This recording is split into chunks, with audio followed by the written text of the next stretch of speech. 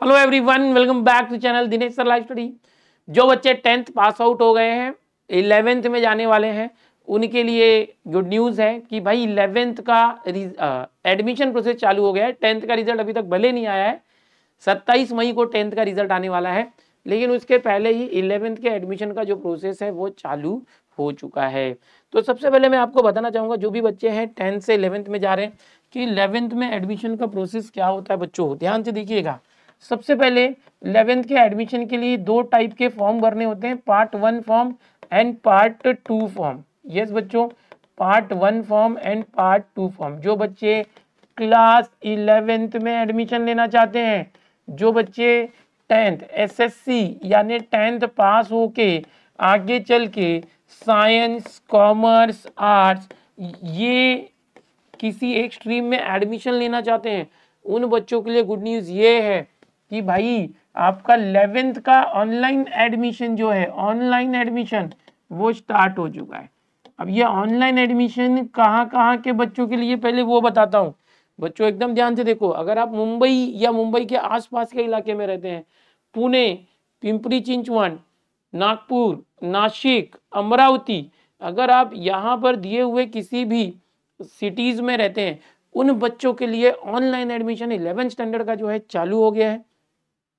इसके अलावा अगर आप किसी रीजन में रहते हैं जहां पर ये ऑनलाइन एडमिशन नहीं है, वहां ऑफलाइन एडमिशन है, वहां कॉलेज में विजिट करके डायरेक्ट फॉर्म फिलिंग करके आप ऑफलाइन एडमिशन लेंगे 10th का रिजल्ट आने के बाद। जिनका सिटी इसमें नहीं है वो बच्चे क्या करेंगे, जैसे कोई एक ऐसा बच्चा है जैसे सांगली का बच्चा है, अब सांगली के अंदर यहाँ नहीं है ऑनलाइन में, तो वहाँ पर वो बच्चे का रिजल्ट आएगा। जो कॉलेज आसपास है जहाँ एडमिशन लेना है, उस कॉलेज में उसको विजिट करना है और वहाँ पर जो उसका फॉर्म वगैरह लेके फिल करके देना है, या तो ऑनलाइन तरीके से, उस कॉलेज की ऑनलाइन वेबसाइट होगी उससे, या तो ऑफलाइन तरीके से। ठीक है, तो जो बच्चे मुंबई, पुणे, नागपुर, नासिक, अमरावती में, उनके लिए ये वीडियो है ऑनलाइन एडमिशन का। यहाँ पर क्या करना होगा, रिजल्ट आने के बाद जो एक्चुअल एडमिशन चालू होगा, बट जो 11th स्टैंडर्ड का ऑनलाइन एडमिशन होता है उसमें 2 पार्ट होते हैं, पार्ट 1 पार्ट 2।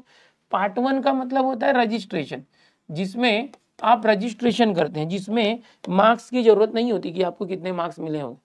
पार्ट 2 का मतलब होता है कि भाई ऑप्शन फॉर्म, पार्ट 2 बोलते हैं ऑप्शन फॉर्म, यहाँ पर आपके जो है मार्क्स की जरूरत होती है।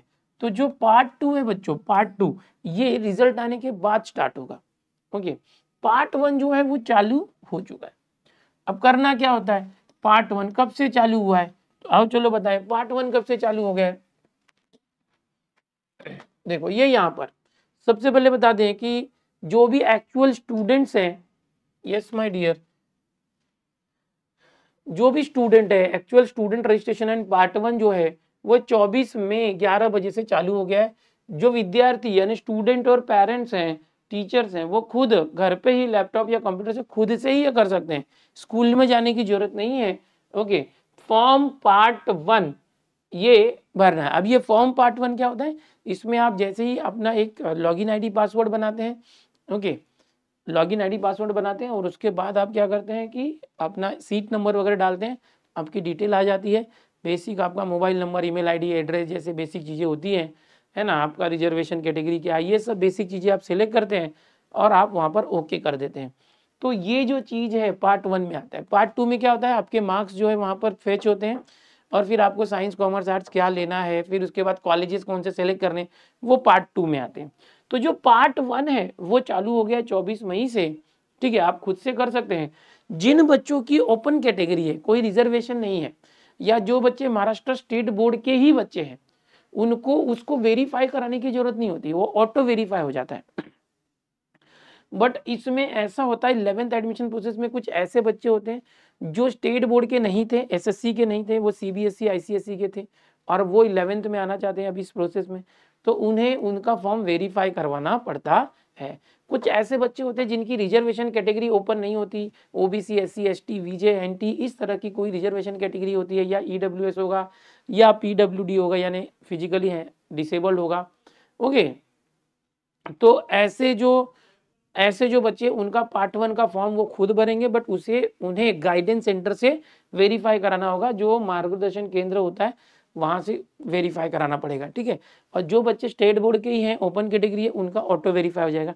ये काम रिजल्ट आने तक करके रख सकते हो, रिजल्ट आने के बाद भी ये काम होगा, बट उसके पहले भी आप कर सकते हो, अभी भी करके रख सकते हो। थोड़ा सा आपको बताना चाहेंगे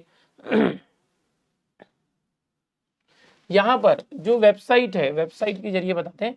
ये वेबसाइट है बच्चों, अब वेबसाइट का एड्रेस क्या है, 11thadmission.org.in, 11thadmission.org.in वेबसाइट की जो लिंक है डिस्क्रिप्शन में दे देता हूँ मैं, वहाँ से लीजिए। अब आप देखेंगे आपका रीजन कौन सा है, यहाँ से कि भाई मुंबई, पुणे, नागपुर यहाँ पर दिया है, देखो कौन से रीजन में आप रहते हो।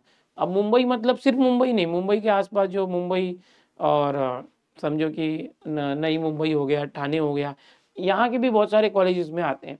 जैसे मैं मुंबई क्लिक करता हूँ तो मुंबई क्लिक करूंगा तो मुंबई से रिलेटेड जो पोर्टल यहाँ खुल जाता है, और यहाँ पर आपको एक दिखता है कि भाई part 1 student registration and application form filling will start from 24 में टिल एसएससी रिजल्ट डिक्लेरेशन। यहाँ पर देखो आपको स्टूडेंट रजिस्ट्रेशन दिखाई देता है, तो कैसे करना कैसे है, तो ये स्टूडेंट रजिस्ट्रेशन आपको दिखाई दे रहा है, यहाँ लॉगिन दिखाई दे रहा है।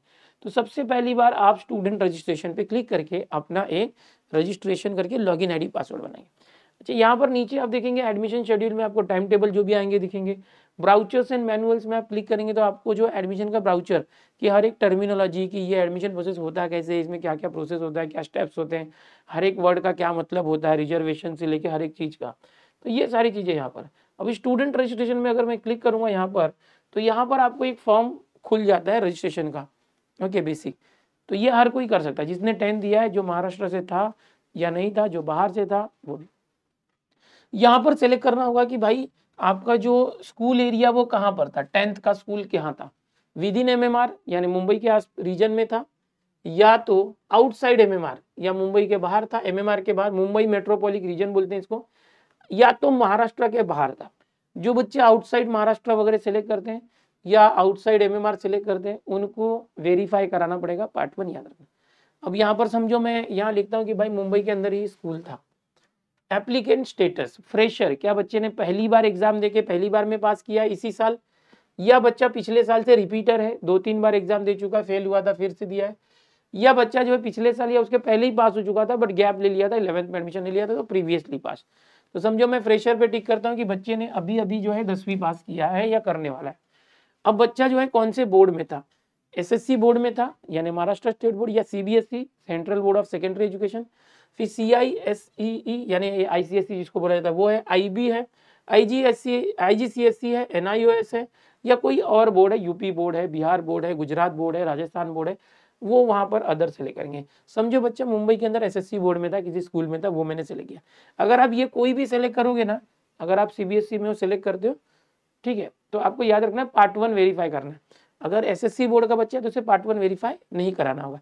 अब यहाँ पर बच्चा क्या करेगा, अपना सीट नंबर डालेगा, जो भी बच्चे का सीट नंबर है वो आप यहाँ पर डालोगे और गेट एसएससी डेटा पे क्लिक करोगे तो आपकी जो पूरी डिटेल्स है कि आपने कब एग्जाम दी थी, कौन से मंथ में, ओके, वो सब आ जाएगा यहाँ पर। हाँ, और भी जो डिटेल यहाँ पर अपना मोबाइल नंबर डालोगे खुद, आपको जो मोबाइल नंबर आपके पास या पेरेंट्स के पास जो घर पे रहता है, जो एक्टिव मोबाइल नंबर है वो यहाँ पर डालेंगे। ईमेल आईडी अगर आपको डालना है तो डालिए, नहीं डालेंगे तो भी चलेगा।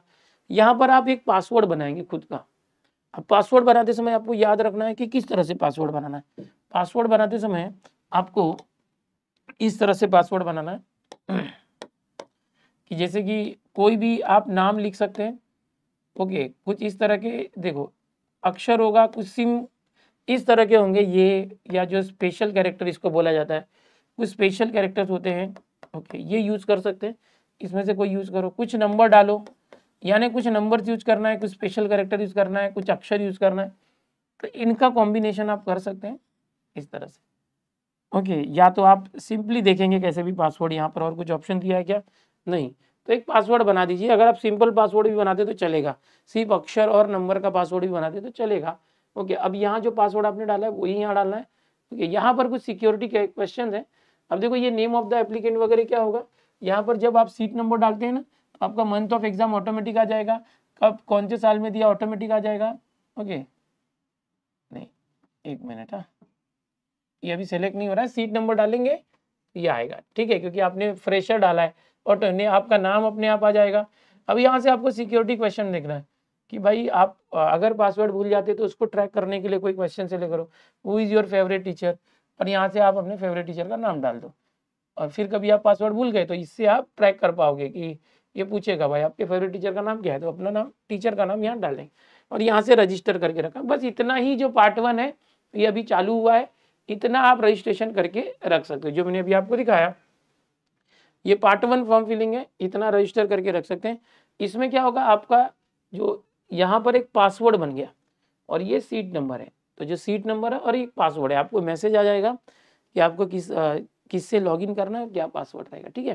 तो ये पार्ट 1। इसके बाद हो सकता है कि लॉगिन करने के बाद रजिस्टर आपने किया, ये रजिस्ट्रेशन है, पासवर्ड बनाने का काम है, यहाँ पर ये हो गया। अब इसके बाद क्या होगा कि आप वापस लॉगिन करेंगे, ध्यान से सुनिए। आप है ना इस वेबसाइट पे जाएंगे, आपने अपना पासवर्ड बना लिया है, सीट नंबर और पासवर्ड आपका हुआ, आपको मैसेज आ जाएगा जो नंबर आपने डाला था कि कौन से नंबर से आपको लॉगिन करना है, किस तरह से। अब आपने ये वाला काम कर दिया रजिस्ट्रेशन का, ओके। अब आपको क्या करना है कि ये लॉगिन करना है, यहाँ पर आप लॉगिन करेंगे। लॉगिन करने के लिए आपका लॉगिन आईडी यहाँ पर ये मांगेगा। अभी जो लॉगिन आईडी आपको एसएमएस करके आया होगा वो लॉगिन आईडी, और जो पासवर्ड आपने बनाया था वो भी एसएमएस में आया होगा, वो आपको याद रखना है कि आपने क्या पासवर्ड बनाया था, वो दोनों यहाँ डालेंगे और लॉगिन करेंगे। अब लॉगिन करने के बाद आपको पार्ट 1 फॉर्म आएगा, ये रजिस्ट्रेशन था, अभी पार्ट 1 फॉर्म आएगा, ठीक है। ये जब बना के आप लॉगिन करोगे, पार्ट 1 में आपको बेसिक डिटेल जैसे अभी हमने यहाँ डाला था ना, वैसा ही कुछ बेसिक डिटेल होगा। मार्क्स वगैरह नहीं पूछेगा वहाँ पर, कितने मार्क्स आए, आपका रिजर्वेशन कैटेगरी, मेल फीमेल, ये सारी चीज़ें बहुत सारी ऑटोमेटिक आ जाएगी, क्योंकि आपका सीट नंबर आपने डाला है ना। तो जो स्टेट बोर्ड के बच्चे उनकी ऑटोमेटिक डिटेल आ जाएगी, जो बाहर के बच्चे सीबीएसई आईसीएसई या अदर स्टेट, उनको सारा मैनुअली फीड करना होगा। यहाँ पर अंदर वो एड्रेस पूछेगा कि एड्रेस आपका डालो, ओके, रिजर्वेशन कैटेगरी सेलेक्ट करो, ये सब चीज़ें यहाँ पर भरनी होगी, ठीक है। और बाद में आपका पार्ट 1 जो है वो सबमिट करना होगा, पार्ट 1 सबमिट होगा। और जो बच्चे स्टेट बोर्ड के हैं, फ्रेशर हैं, उनका ऑटो सबमिट हो जाएगा ओपन कैटेगरी वालों का। जो रिजर्व कैटेगरी हैं या सीबीएसई के हैं या आईसीएसई या अदर बोर्ड है, या जो फेलियर बच्चे हैं, रिपीटर बच्चे हैं, उनका जो है वेरीफाई करने के लिए बोलेगा। वो कहाँ करना है, जो बच्चा जिस स्कूल में पढ़ता था महाराष्ट्र के अंदर, उस स्कूल में जाके वेरीफाई कराओ, या तो जो इनका गाइडेंस सेंटर है, ब्राउचर में आप देख सकते हैं आपके नियर बाई गाइडेंस सेंटर का है, वहाँ जाके आप वेरीफाई कराएंगे, ठीक है। तो बस ये डिटेल है 11th एडमिशन प्रोसेस। दूसरा जो पार्ट 2 फॉर्म होता है, यहाँ पर आपको बता दें कि पार्ट 2 फॉर्म होता है। अभी जो पार्ट 2 फॉर्म है रिजल्ट आने के बाद चालू होगा। इस पार्ट 2 फॉर्म में आपको स्ट्रीम सेलेक्ट करना होता है कि आप साइंस, कॉमर्स, आर्ट्स, एमसीवीसी या क्या लेना चाहते हैं, बाईफोकल, जनरल, वो सब। उसके बाद आपको कॉलेजेस सेलेक्ट करने होते हैं, मिनिमम 1 कॉलेज, ज़्यादा 10 कॉलेज। ये सब काम रिजल्ट आने के बाद चालू होगा। रिजल्ट आने के बाद पार्ट 1 भी चालू रहेगा, यानी जिन बच्चों ने रिजल्ट आने के पहले ये नहीं किया है वो बाद में भी कर सकते हैं, ऐसा नहीं है कि वो नहीं होगा। बाद में बच्चे पार्ट 1 पार्ट 2 एक साथ में भी कर सकते हैं रिजल्ट आने के बाद। बट जिसको ऐसा लगता है कि मुझे अभी ये प्रोसेस में जाना है, तो वो अभी से ही पार्ट 1 का जो मैंने डिटेल बताया वो करके रखें, ओके। जो बच्चे 10th के हैं उन सभी के लिए ये पूरी सूचना थी। जो बच्चे ऐसे हैं जो हमारे सीनियर बच्चे देख रहे हैं, वो अपने जूनियर भाई बहनों को, पड़ोसियों को जरूर ये सारी चीज़ें बताएं, गाइड करें, ओके। और ये वीडियो है शेयर करें, ज़्यादा से ज़्यादा शेयर करें, सभी बच्चे जो 10th के हैं उनके पास ये पहुँचे, जो 11th में जा रहे हैं, ताकि उनके लिए सब आसान हो जाए और वो खुद से सब कर पाए। जो बच्चे पहली बार इस वीडियो में आए हैं, चैनल पर आए हैं, सब्सक्राइब कर लो, वीडियो को लाइक कर दो, अपने दोस्तों में शेयर कर दो। Bye everyone, take care.